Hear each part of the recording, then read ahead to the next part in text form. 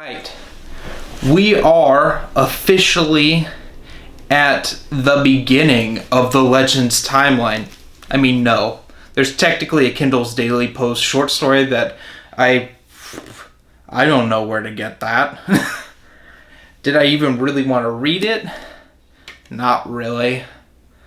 Yeah, this is Dawn of the Jedi Into the Void by Tim Levin. In this book, Jedi Ranger Brock, I should say, because they aren't Jedi. They are Jedi, which are basically like gray Jedi. They sort of follow they're the balance between the light and the dark.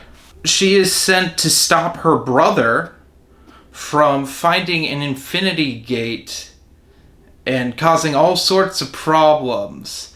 People hate this book. People consider this one of the worst Star Wars books ever written because of the way it's written. It's written from past to present, back to past, back to present.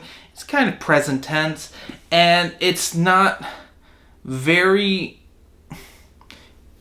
jarring when you first read it because of this. It doesn't give you a whole lot of warning before it happens, and it confused a lot of people.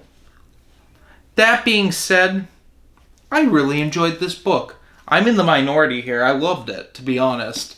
Don't judge a book by what everyone says about it, because sometimes you might like something that other people don't.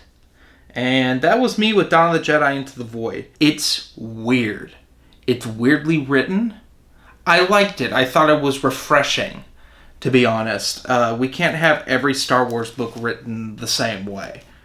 And granted, some people would probably use that to explain why they like Aftermath. And, more power to you. I think this is better written than Aftermath. Yeah, Tim Levin does a weird sort of thing. Because this was their sort of attempt to have another Old Republic. Because this and several mini-series by Dark Horse written by John Ostrander were sort of like the gateway into this era, because this takes place 25,000 years before the original Star Wars. It's way early in the timeline. Considering Old Republic starts about 5,000 years before A New Hope. So this was like way out in the timeline. And it shows, because the Jedi don't use lightsabers, they use swords. And hyperspace doesn't exist yet. There's some interesting things. The Jedi are interesting.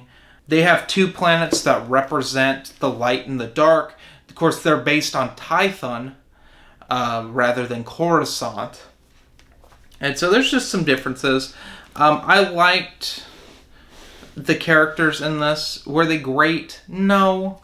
But it was pretty good. It was a solid Star Wars story. There was a lot of...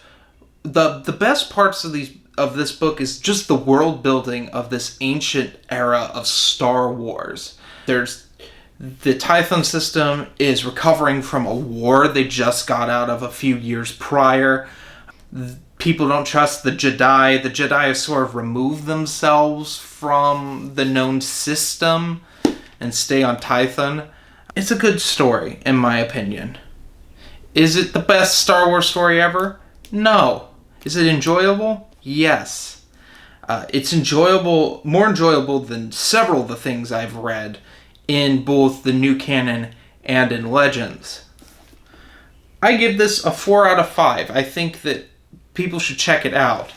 But there is a heavy but here. Should this be your first Star Wars book? No.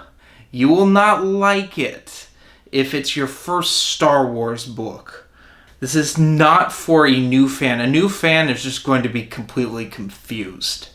And it's not saying that it's heavy in references. It's just strange. And it's not like other Star Wars stuff. So if you like the weird, you like Dawn of the Jedi era, like the comics and stuff, then check this book out. I think it's well worth your time. Anyway, have a nice day.